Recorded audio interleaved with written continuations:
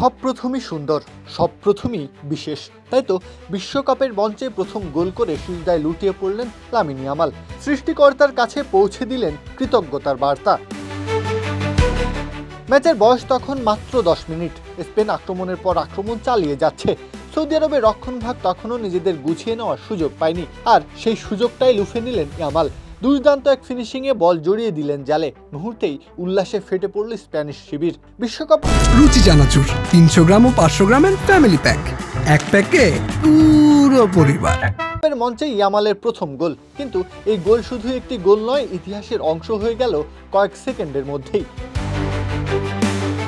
বিশ্বকাপের ইতিহাসে 18 বছর বা তার কম বয়সী কোনো খেলোয়াড়ের করা ম্যাচের প্রথম গোলের রেকর্ড এতদিন ছিল শুধুই কিংবদন্তি পেলের দখলে।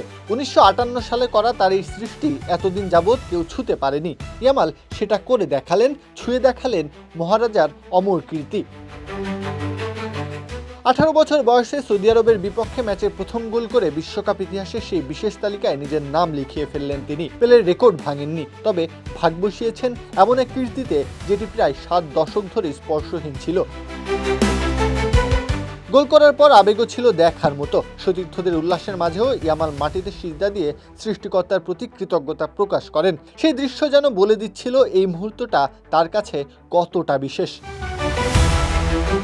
আসলে বিশেষ হওয়ারই কথা।